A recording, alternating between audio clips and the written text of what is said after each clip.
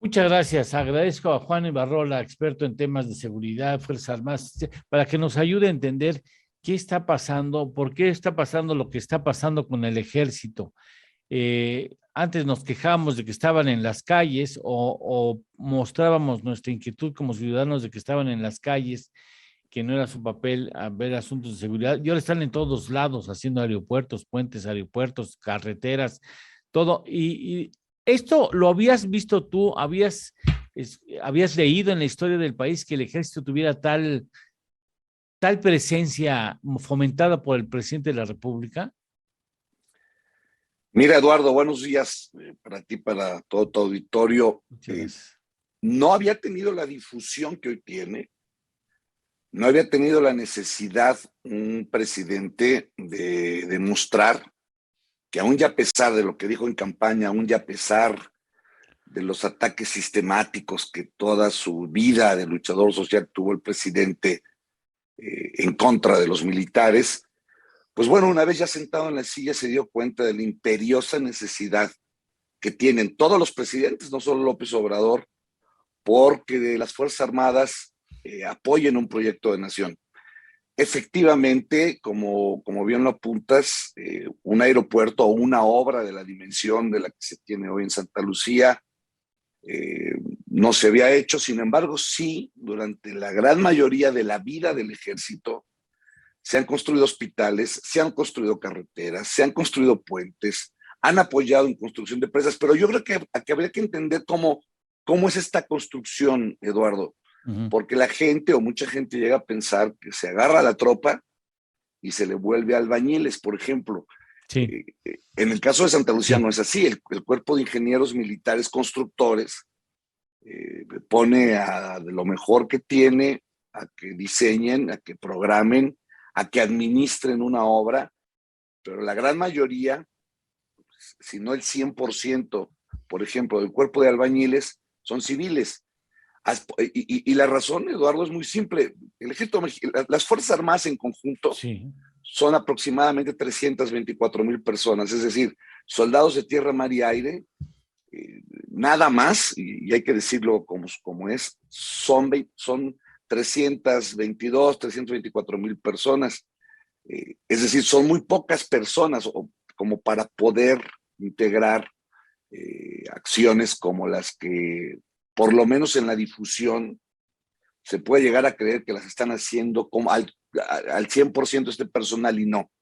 Eh, Recordemos que tanto en la Escuela Naval como en el Colegio Militar, los que egresan con una carrera que se llama Licenciatura en Administración de Ciencias Militares o de Ciencias Navales. Es decir, los preparan para ser administradores públicos a la par de ser militares, porque es finalmente lo que es un militar en cualquier parte del mundo, es un servidor público, Eduardo. Ujú.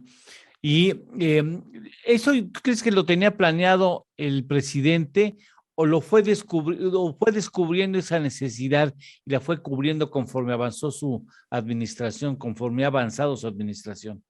Yo creo que desde que llegó a ser presidente electo y se le presentó al Estado que guardaba el país, eh, que evidentemente no era fácil en materia de seguridad, no era fácil en materia de salud pública, no era fácil en la parte de infraestructura pública.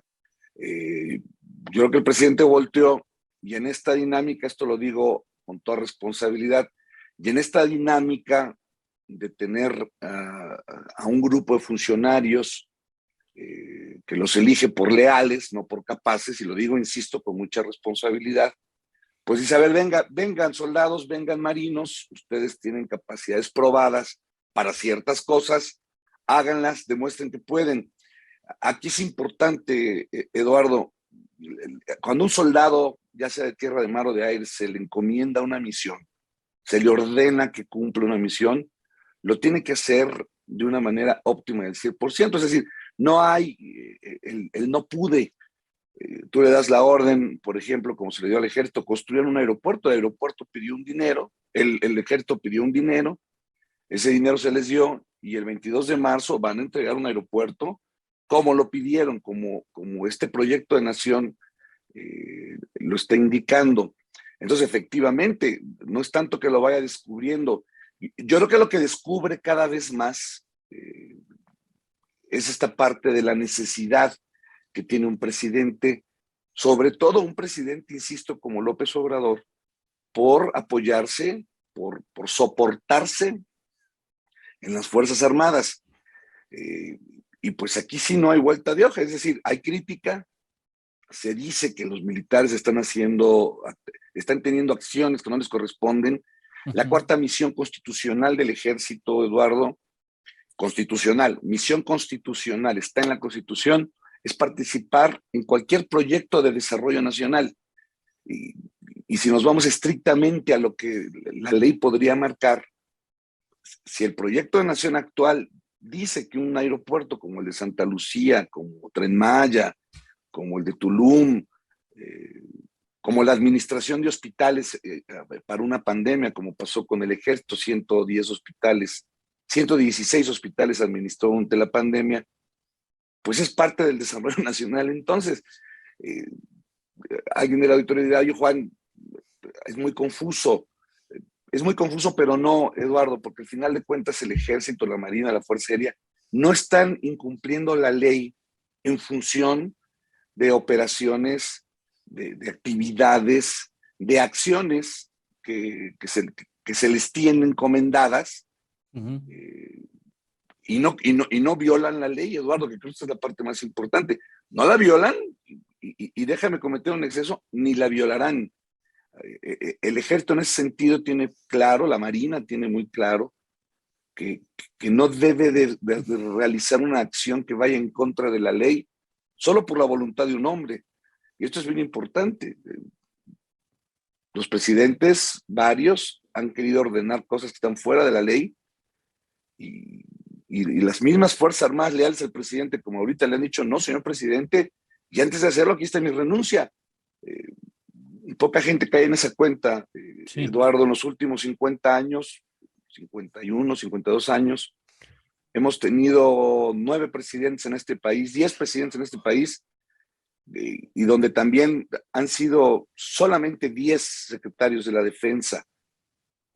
La pregunta sería cuántos de gobernación, cuántos de educación, cuántos de... Sí. Esa es la fuerza institucional que tiene el ejército. Esa es la fuerza institucional que tiene la Marina Armada. Por eso sí hay que irnos un poco fríos con este tema, comprender el ánimo, la preparación, la disciplina, la lealtad que mantiene un soldado. Sí. No hoy, Eduardo. Siempre, sí. Siempre. Cada mitad de sexenio, que es la parte, creo yo, más débil de un sexenio, porque ahí ya no se le puede echar la culpa a nadie. No me refiero a me refiero a todos. Sí. Yo que guardo los discursos de los secretarios de la defensa, por lo menos en los últimos 4, a mitad del sexenio, han hablado de unión, de cohesión, de adhesión al proyecto de nación, a lo que el presidente en turno cree y considera. Los otros gobiernos no tenían nombre, este se llama Cuarta Transformación. Sí, quizás ese fue el exceso del general secretario, sí, pero tampoco indica que va a haber la entrega, como muchos analistas lo están diciendo, que ya hace un ejército cuatroteísta. No, insisto, lo digo sin exageración, lo digo por conocimiento. Las Fuerzas Armadas mexicanas conocen el valor y la fuerza de su institucionalidad al país, a los mexicanos y a las instituciones, siendo esa también la institución presidencial. Los soldados, Eduardo, no ponen a los presidentes. Quienes ponen a los presidentes son un proceso democrático de que por mayoría decidió que llegara esa persona. Es decir, no llevas al poder a un hombre para soportarlo ahí y que haga lo que se le dé la gana. Sí. Como en otros países sucede. A ver, en el entendido que es una de las instituciones que tienen mayor prestigio en el país, y que yo como ciudadano participo de ese prestigio y esa admiración y ese agradecimiento, pero incorruptibles pues no son. O sea... No, por supuesto que no, son seres humanos. Sí.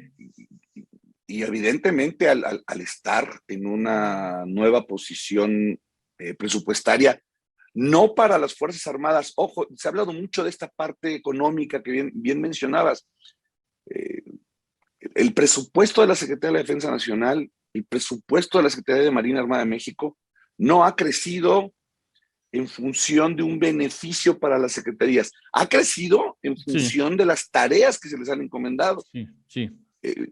Evidentemente hay mucho dinero, claro que hay mucho dinero en comparación con otros sexenios.